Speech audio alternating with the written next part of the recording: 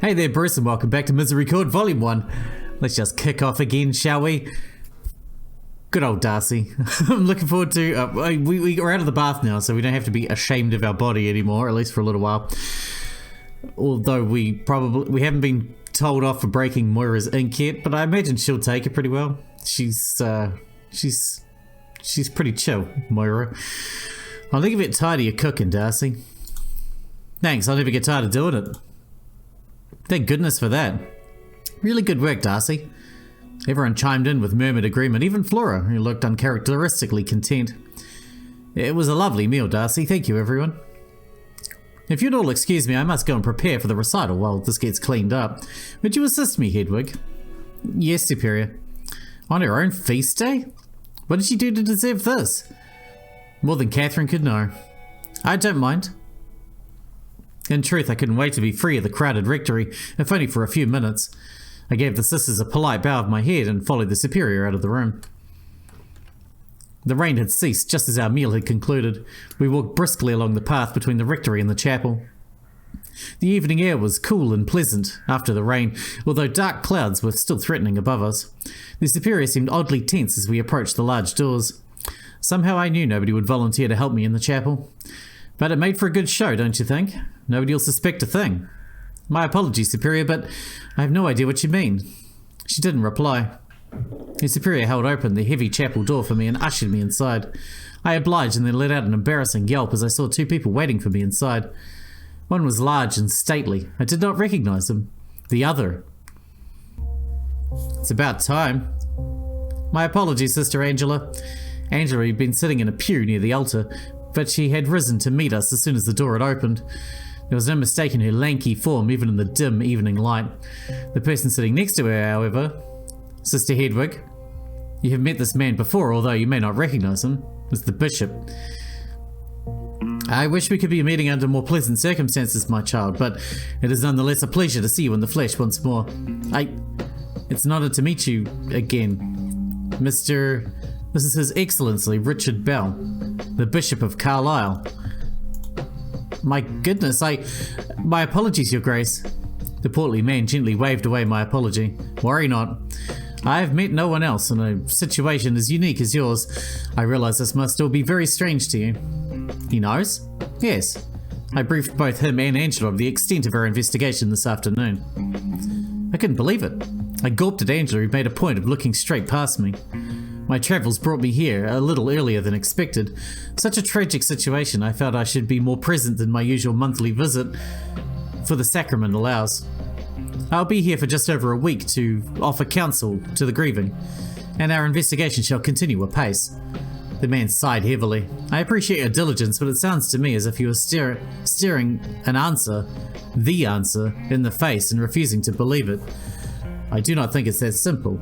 I believe, as does Hedwig after her own extensive research, that James Foreman is innocent, which would mean one of your charges is a murderer. How could you even entertain such a ghastly idea? Call it one of my hunches. Have I been wrong before? Maybelle, come now. Have I? What have your other hunches been? I told you that I had a bad feeling about building a clock tower onto the side of the chapel was a foolish idea, and lo and behold, it fell down not a month into construction. A lucky guess. I have a storied career of lucky guesses then, Your Excellency. Before I was appointed abbess, this place was on death's doorstep. I have cultivated and pruned it into a garden. A simple one perhaps, but a garden nonetheless. I did not mean to insult you, Mabel. In fact, it is my respect for your work that gives me such pause. How could I believe that one of the sisters you preside over, many of whom came to the church under your selection, would be capable of such a thing? The Superior did not have an answer for this. I recall that I could hear teeth grinding in the ensuing silence. I do applaud your ingenuity in recognizing that Hedwig here would be an impartial observer, but it seems to me this whole situation has got out of hand. Please forgive this hypothetical, dear sister, but why is Angela a part of the trusted circle now? I would like to note that I too believe James Foreman is guilty. I'm just entertaining your Superior's logic for a moment, if you'll allow me. Of course. Well, Mabel, Hedwig, I understand, but what places Angela above suspicion? Sister Angela is my prior. It would be impossible, as well as unethical, for me to continue keeping this investigation from her. She found James and accused him to begin with. I should like to put her belief through its paces. She is to be your successor. Indeed. And while I disagree with her position on Mr. Foreman's alleged crime, I love and respect her. I would like this to be a learning experience for her. My dearest Mabel, I know you love and respect all of your nuns. Why then must you believe one of them is a killer? And why couldn't it be Angela? The Superior and Angela looked at each other. Angela grimaced. Well, grimaced more prominently than usual. I can account for all of my movements the night Catherine was murdered. I'm sure everyone here can. And they can be vouched for. Oh? Angela was in my office at the likeliest time of Catherine's slaying. In your office? Complaining. I was vigorously arguing against the misapplication of yet more of the Abbey's funds, and requesting action be taken against some of our sisters' poor behaviour. There might have been more items on my list. It's my responsibility as prior to check the Superior when I sense things are wrong. Nobody could possibly overlook your diligence. You mean to tell me her alibi is that she was arguing with you long enough to be sure that she was not involved? Forgive me, but that sounds rather unbelievable. The Superior and I exchanged a glance. Angela looked away and exhaled sharply. It's true. It's very believable, yeah. All eyes turned to me. As ludicrous as the story sounds, I thought back to my conversations with the Superior in her office. Those walls and that door were thick. As angry as it made me to imagine Catherine's death being overlooked by the Abbey's authority simply because they were bickering, it was all too plausible. That is believable, actually. My goodness. I'll do my best to stay on your good side, Sister Angela. I'll keep that in mind, Your Excellency. Why didn't you tell me about this before? Either of you. I had hoped to inform you last night, as it happens. I thought back to the events of the previous evening. Angela had indeed said something to me before leaving the Misericorde. Or rather, before she was practically chased out by Catherine. My understanding of the events suddenly felt a little clearer. It certainly explained why Catherine bristled so much at Angela's presence. Did Catherine perhaps detect an ulterior motive in Angela? The same motive that so far nobody has detected in me. I made the decision very recently, the day before yesterday in fact. It has been conspicuous enough to have you emerge from your cell and start poking around into these horrific events. Two of you at once would have been a touch obvious, I should think. I would have refused to do it. And now? Now it would seem that I have no choice, Your Excellency. We're in a strange situation to be sure, but I think between us we can make sure justice is done. I will stay out of your way. I do not wish to involve myself in any investigation. It feels rather wrong for me to be anything but an impartial visitor. Of course. However, if anything suspicious is told to you throughout the course of your counselling. Suspicious? Where would the line be? I believe I'm giving you ample leeway to deal with the situation the way you see fit.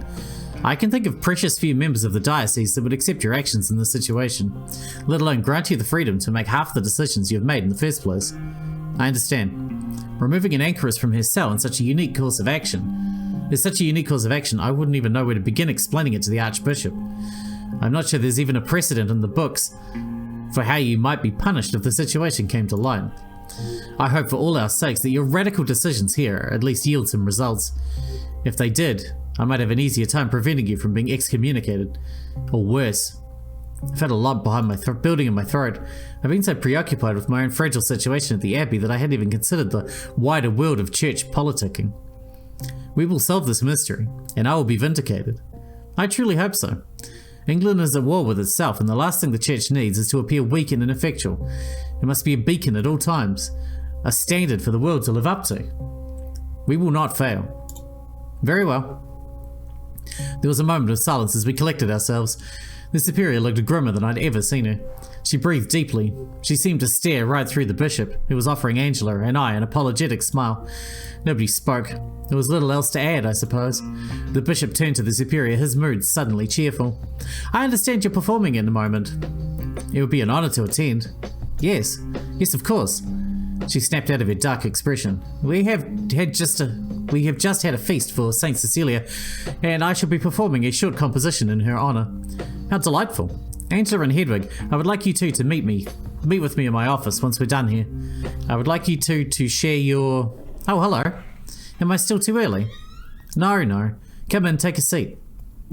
Catherine's smile evaporated when she saw Angela and I standing together. She looked away and busied herself with the doorstep so the rest of the sisters could flow in. Everyone else trickled in behind her. I noticed Margaret hanging back to whisper something to Catherine, who reacted to whatever Margaret had told her with an expression of bewilderment.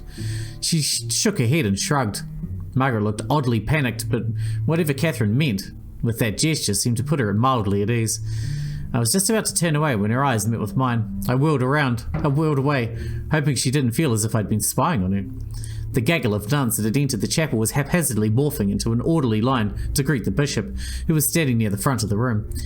He'd put on a hat in the intervening moments and looked much grander all of a sudden. Behind him, the superior fiddled with the portative organ. People were bowing to the bishop and kissing his ring gently. I realized that I'd failed to properly greet him in this manner when I first entered the room and quickly joined the line. How far gone was I to forget how to address my betters? It had only been a few short weeks since I'd left my cell, after all. I was standing behind Catherine in line. Darcy was speaking to the bishop ahead of us. She scarcely had to stoop to plant her lips on the ring, and she did so without saying anything. Catherine stepped up as Darcy glided away. "Katerina, my darling, you look healthy. This place has done you good, hasn't it?" "I can't complain." The bishop chuckled and waggled a finger at her before extending his hand for a kiss. She bent low and took his hand in hers and planted her lips on the golden band. She stepped away. I walked up to the bishop hesitantly, expecting to be admonished. "I can't say I've ever had this happen before." "This is a first for both of us, Your Excellency." "Indeed," he chuckled. I was not joking. He held out his hand. My lips felt dry in the cool air of the chapel, but even in my sorry state, I couldn't let myself wet them with my tongue in front of this man. I bent down to kiss the ring. As soon as my mouth touched the metal, I realized I had no idea what to do. I bounced off awkwardly. I stood back up to face the bishop, hoping that it had not been as unpleasant an experience for him as it had been for me. He simply smiled and waved me off. "Ah, Margaret, how have you been faring?" "It is complicated, Your Excellency." I moved out of earshot and took a seat next to Moira. She had eagerly scooted aside to accommodate me as soon as she saw me leaving the line to greet the bishop. Everyone was seated eventually, all save the superior and the bishop.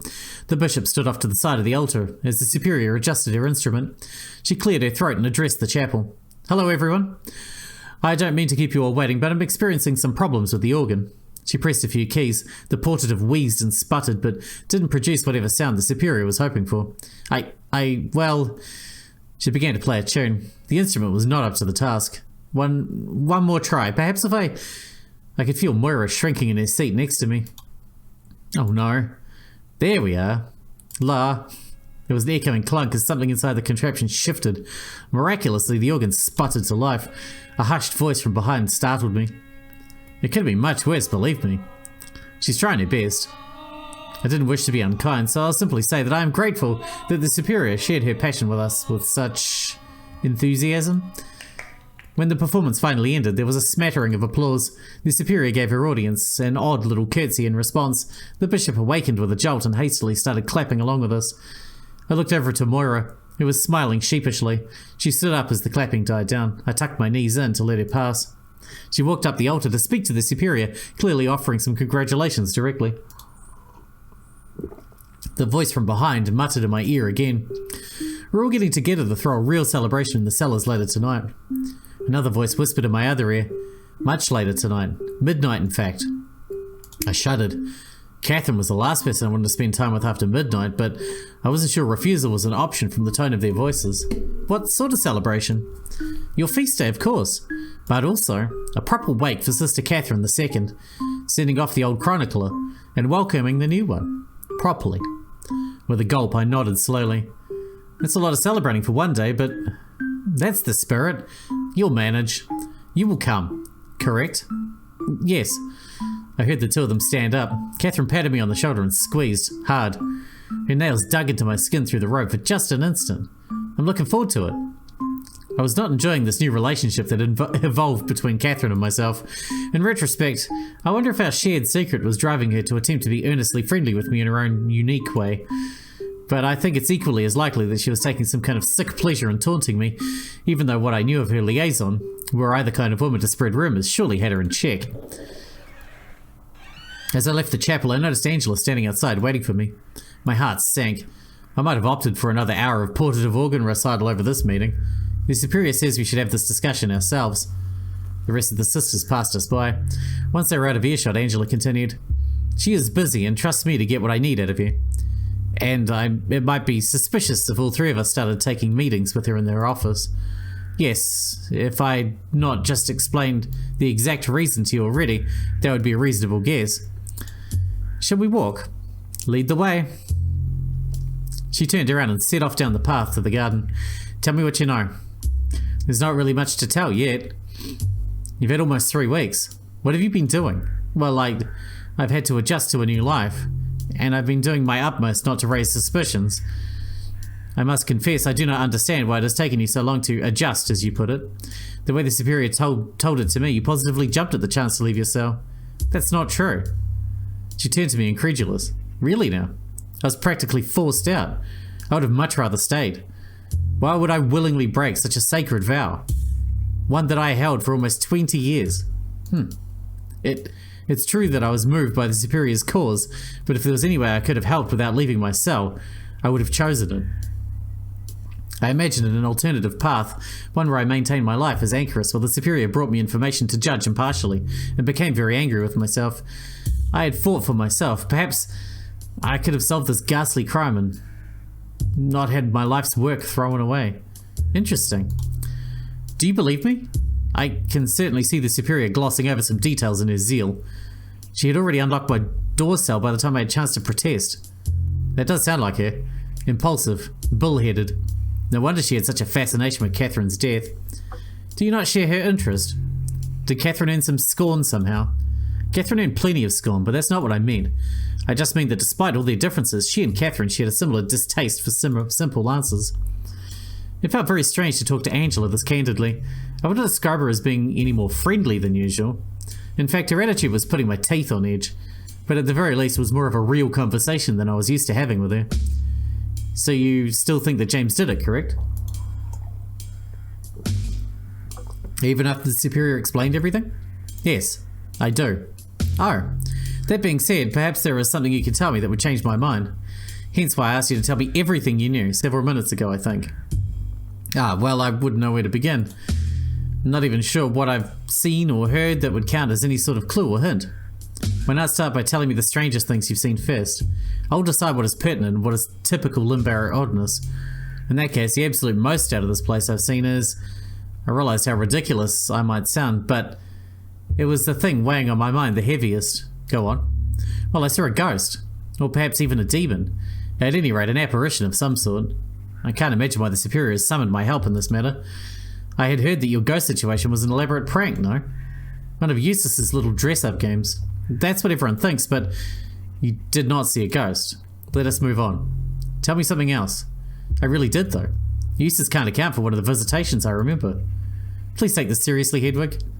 I do not have time for folk tales, and I definitely do not want to waste my time on this already spurious investigation before being played for by a fool. Now, if this is an extension of some practical joke, please drop it. Tell me something else. I promise you this is no joke. I saw the same figure a few other times, outside my cell window, on the second floor of the cloister. In fact, when I bumped into you that first day, I joined the congregation. I was running to try and see who it was. Angela let out a deep, almost rattling sigh. It was Eustace. She did the same infantile act in the Misericorde later, no? Yes, but she swears that the time outside my window wasn't her. So she is lying. And she swears the ghost in the hallway was her, but I saw her not minutes later. In her night clothes, no less.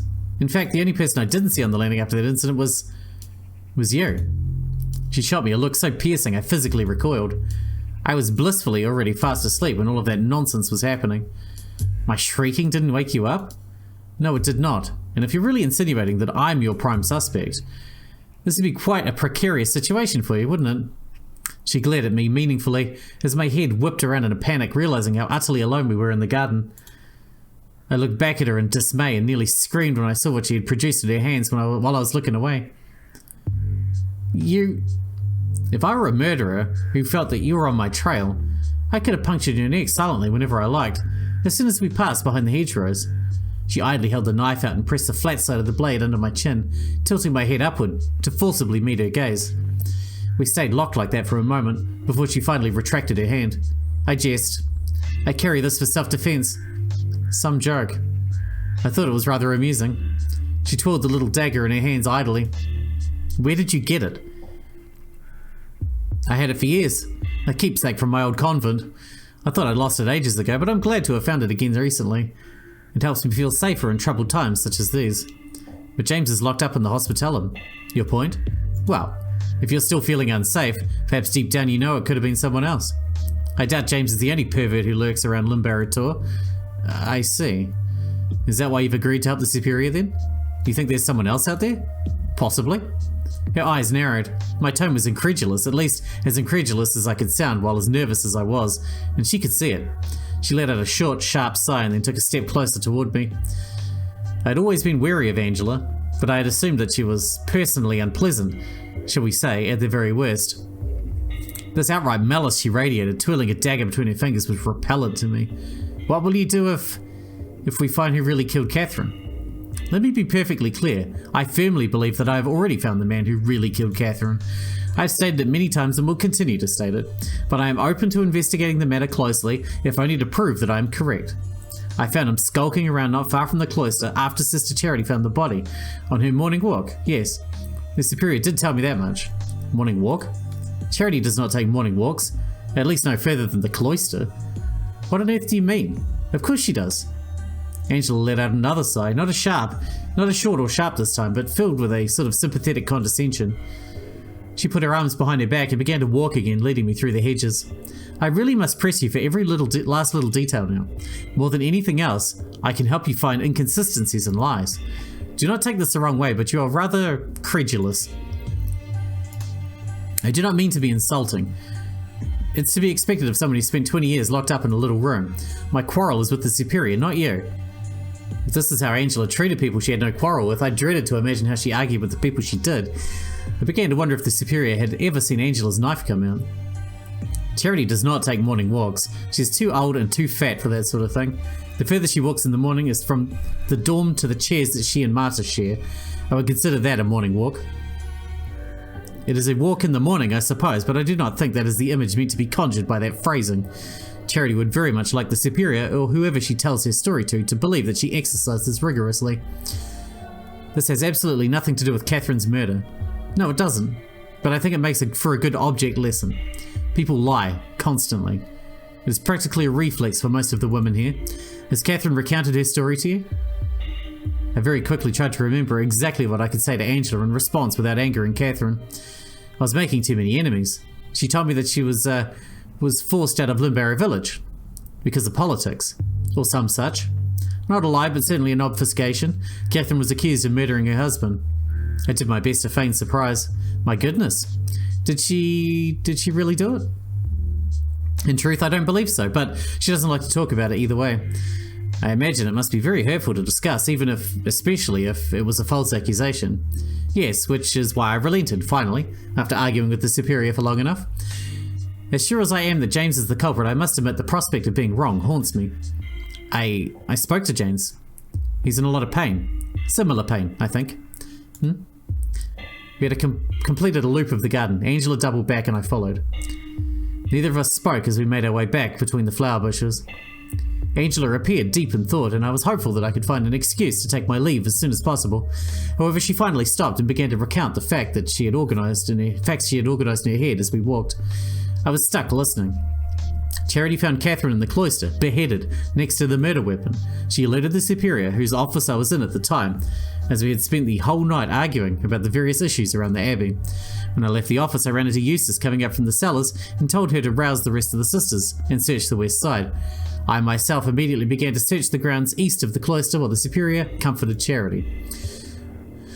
I found James skulking away from the Abbey, and Darcy discovered his bloodied cloak not far from his cart. That is the story, as meticulously detailed as I can tell it. Now, have you heard or seen anything that contradicts those events or casts new light upon them? I had to take a minute to rack my mind. We have to tell her about Catherine then. We have to. Is there anything that even remotely shows that James is innocent? I began to realise how little real investigating I'd actually done. I suppose a mysterious figure doesn't count. It does not. Then James claims to have not been wearing his cloak when he delivered the mail that morning. That's something surely. And you said Darcy found his cloak on the west side of the Abbey, yes? I see what you're getting at. James was found on the east side, but his cloak was on the other end of the Abbey by the front entrance. Yes. Surely this proves he's telling the truth. I remember it being particularly windy that day, as it often is here on the mountain. It is possible his cloak simply came loose as he attempted to make his escape. I suppose it's possible. However, it is possible it did not. Therefore, we must find a way to reconcile this discrepancy, one way or the other. Did James tell you anything that might help? He said that Catherine would be able to vouch for him. Angela looked at me with an oddly quizzical expression, and I quickly added some detail. Because he saw her in the library when he was delivering the letter. I see. And has Catherine confirmed this? Yes. But that wasn't enough for the Superior when I told her. Why not? Because, well, I actually saw Catherine and James speaking to each other. Quite recently, in fact. Nonsense. It's true, I followed her out into the hills one night. I didn't know it was her at first, but we crossed paths when she returned. Unfortunately, I didn't overhear what they spoke about. You followed Catherine all the way out to the hospitalum? Yes. All by yourself? Yes. Angela's eyebrows were liable to disappear underneath her white cap. And here I was thinking you always refused to take the initiative. The Superior neglected to inform me of that particular wrinkle. I'm starting to think that I may have accidentally made Catherine the Superior's top suspect. I must admit, it might make her mine. If I entertain the idea that it was not James at least, you think his story is tainted because of it. It is hard to imagine a scenario where the two could be taken at their word alone, which I'm afraid puts us in a stalemate. The Superior sent me down to the village too, to see what the general opinion about Catherine's old murder case was. She wanted me to judge how believable the idea of Catherine killing someone was. What nonsense. It did feel a bit aimless. I am not particularly used to the public. No, I mean that's not why she sent you down to the village. She sent you down there so the rest of the sisters could work on your feast. That's a waste of time and a rather tasteless way to treat a very serious matter, I agree. I had guessed that the others had certainly made use of my absence to prepare a surprise, but the idea the entire trip had been a frivolous exercise had me seething. All that anguish for nothing. She could have just kept me in the library for the day. Indeed. Well, the bishop is here now, and his arrival used to be your deadline. With him here, Angela stroked her chin with a bony finger and gazed at the rapidly darkening sky. Let us make a pact, you and I. Forget what the Superior says. She means well, but she's not equipped to handle the situation. I don't understand. The Superior is desperate to save face in front of the bishop. Their relationship is strained, that much I know. She believes that she can present him with a satisfactory, no, not just satisfactory, salacious explanation to this tragedy. He will overlook years of shoddy leadership. She is looking for accolades, for a promotion. So what do we do differently? Nothing. Only when we have our answer, whether it is assurance that James is the killer, or if we discover the unthinkable and accuse one of our own, we report to the bishop ourselves. Why? To get the proper credit for our work, of course. I don't give a fuck about credit. Noble as her intentions might seem, I detect an undercurrent of self-satisfaction. I shook my head. Angela had spat a lot of venom this evening, but this was too much. I don't believe the Superior is that selfish. For the first time ever, I heard Angela laugh. It was a deeply unpleasant, mirthless squawk. You just told me she pulled you out of your cell against your will. You're being used. You and I are both being used. I had no answer for this. The last bit of daylight was fading. Wind rustled the flower bushes, and for a moment I felt like I could hear the sea. Nothing else about our work changes. We can work separately even. I know you might prefer that. I certainly would. Then we'll meet with the Superior at her request, but when it's time to give the bishop an answer, we give it to him. Fuck you, Angela, you sack of shit. Angela held her hand out to me. I thought about my cell and the peace those walls provided. I thought about the sheer terror I had felt when I had heard the rattle of the Superior's keys and the ugly sobs I had stifled with my pillow that night. I thought about the childish rage that I had felt as I had thrown that soiled copy of Matthew from my window, and the sheer terror I'd felt when I saw whoever it was outside watching me. I thought about Catherine speaking to me through the squint, and how I would never ever have a conversation like that with another soul. I grasped my hand around Angela's wrist and she wrapped her fingers around mine. I could feel the hard leather strap of a sheath as we shook hands and immediately regretted my decision. Yes, bad fucking idea. Bad juju, man. She is fucking evil. Why would you ever agree with that? Just because you're pissed off at the Superior? Hedwig is just way too ready to let her fucking emotions take control of her. to make decisions based on how annoyed she is with people. It's really not a good idea. Anyway, we'll wrap this one up here because we're out of time for today, but I guess now Angel is in the loop. We're not going to get in trouble with her anymore, or at least not really, because the only reason we got in trouble before was because we were snooping and she didn't know what we were snooping about, really. So now we can be a bit more open with her. So it'll be nice to have the most fucking annoying one off our back for a while. So, cool. Anyway, thanks for watching, Bryce, and I'll see you in the next one.